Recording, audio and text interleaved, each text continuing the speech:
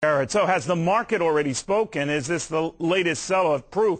The free market is telling the government to buzz off. My next guest says, forget the bailout. This is what you get when Uncle Sam starts trying to turn into Comrade Sam. Rock star activist Ted Nugent is here. Ted, great having you. Thanks for coming.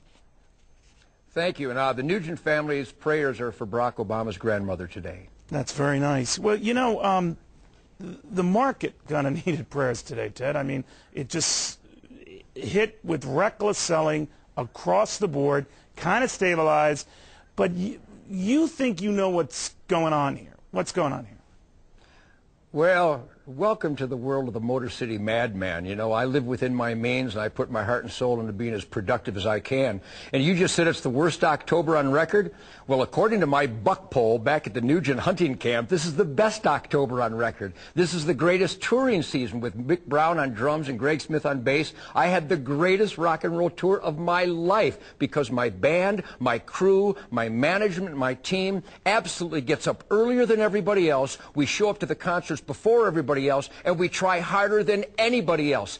50 years, gravity-defying rock and roll. I believe that if you put anything in the hands of Fedzilla, they will put a blowtorch to every dollar they can grab out of your wallet and destroy everything in its path. If you put your heart and soul into being the best that you can be, and you live within your means and not an artificial, drugged-out hippie with a credit card lifestyle, I think things would be just fine. In Ted White and Blue, the Nugent Manifesto, I celebrate that everybody in my life, my rock and rollers, my hunting buddies, this is one of the best years of our life because we don't have an artificial economy. We get up early, we chop wood, and we get the heat from the wood. Well, you know, Ted, Any questions? That's great. I love you dearly, but a lot of people are not as fortunate as you, and a lot of them have their fortunes tied to this market.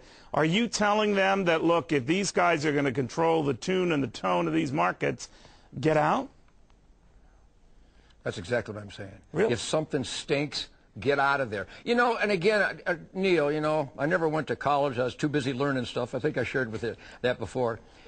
We have been living in a house of cards, artificial, make-believe, gluttonous, irresponsible, unaccountable economy. I mean, the New Deal was a bad deal. The Great Society sucked. Social Security is antisocial and insecure. What you've got to do is you got to get back to the basics. Productivity, work ethic, and living within your means. And I know that sounds oversimplistic, but if Fedzilla and the big Wall Street guys would try and do that instead of selling pork bellies for the year 3012, maybe we wouldn't be blowing up right now. We'd be more pragmatic like Uncle Ted. All right, well, if you say you'd have to adjust, and this is something they have to get back to living within their means, then if you're right, Ted, and you've been pretty right about what's been going on here, we have a lot more hurting to go here.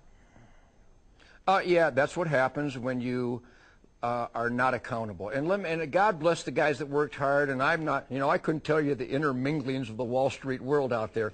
But my brother Jeffrey is a successful CEO, and he was telling me about his buddies who worked on Wall Street and worked for Fedzilla, or not Fedzilla, again, I don't think we know anybody that works for the government except us. My brother Jeff was telling me how his buddies were making $5–6 million a year, have been out of work for the last 2 months. Well, you know, if my guitar fingers fell off, I would probably guide an outfit, or I would find some other entrepreneurial risk-taking adventure to pursue in my life. It's time to improvise, adapt, and overcome. And I think this is an enormous correction of an artificial economy. It's interesting. You worry about your guitar fingers. I worry about my good looks if they go, man, oh, man. Let me ask you. Can you imagine? Can you imagine? You were saying that Sarah Palin had it right, that her approach to this was right, but they just haven't used her enough. Could you explain? Yeah, I've worked with the good governor of the last frontier, Sarah Palin, in her office in the glorious God's country of Alaska. Let me tell you who Sarah Palin is. Nobody's identified her accurately. I will. She is a pragmatist. She is a logical person. She believes and adheres to self-evident truths based on history. She went into the bureaucracies of Alaska with a crowbar, and she crushed bureaucrats. She spotlighted cockroaches and then stomped them. She saw the waste. She saw the corruption. She saw the intentional misrepresentation of we, the people of Alaska. And if Sarah Palin brings that crowbar to the John McCain administration and to the White House of the United States of America, Neil, I smell huge upgrade back to the basics, back to accountability. Can you imagine, Neil, accountability at the White House? Isn't that a dream? All right, Ted, I never know quite where you're coming from, but you got to speak your mind more often. But, Ted, thank you, seriously, very, very much. Continued Godspeed. success. Happy hunting. Yes, Kill indeed. many things. All right, good. I'll go shopping soon. Ted, thank you very much. Ted Nugent in Texas.